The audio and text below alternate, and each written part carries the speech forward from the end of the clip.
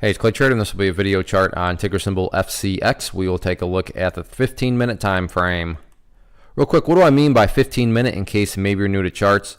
Instead of each one of these candlesticks here representing 1 day's worth of price action, which is what you would normally see, each one represents 15 minutes. So while this here may look like a few weeks worth of time, it's actually just today's price action broken down into 15-minute time slices. I like through this time frame. I think that's a good job of telling the quote-unquote story of the price and just makes mapping out levels of support and resistance a bit easier to see. Don't mean to say it the obvious, but I will anyways. Monster day today, not only from the price perspective, but the volume perspective. If you look down here at the volume that it had today, and absolutely gigantic. I mean, you compare that to the past sessions, I mean, it's not even close in terms of the volume. So whole lot of eyeballs on this one today. So let's get some levels of support mapped out, then we can talk areas of resistance. First area of support that stands out where there were definitely some buyers that were stepping in was right here around the $14.70 mark. So you can see multiple times throughout the course of the afternoon, the bears try to press down through that mark, but each and every time the bulls did do a good job of holding strong. So as it stands right now, there are some buyers hanging out right there around the $14.70 mark.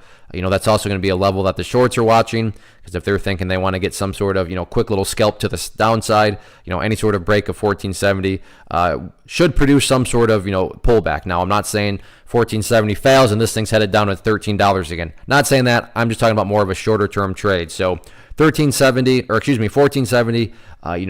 valuable from not only the quote-unquote storybook perspective in terms of if the price can hold above there, that'd be a great sign of strength. But from the trading perspective in regards to, shorts, definitely watching that, that would be a level to keep an eye on, again, from that perspective.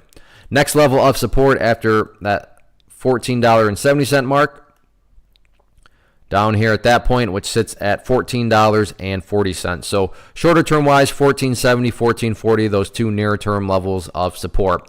Now, what about levels of resistance? If this upward move is going to continue, where's some of these next potential battlegrounds at? In the short term, right now, I mean, basically the top of this little miniature channel that formed right up there at $15, that's going to be the initial level. But for next, I want to go to the daily time frame, which is a good problem to have when you have to go back this far into a chart's history. So after $15, the next potential battleground area, right up there around 50. Oh, that makes it easy. $15.50. So 15, next couple battlegrounds there. But all in all, monster day today. And from a bigger picture perspective, as long as the price keeps on building higher bases, which is it's been doing. You look here through the history of the chart. So you can see bottomed out there, and then from that point forward, as long as it just keeps on building these higher bases, the longer term chart will continue to take care of itself. So huge move today. We'll see what the rest of this week and how it all unfolds.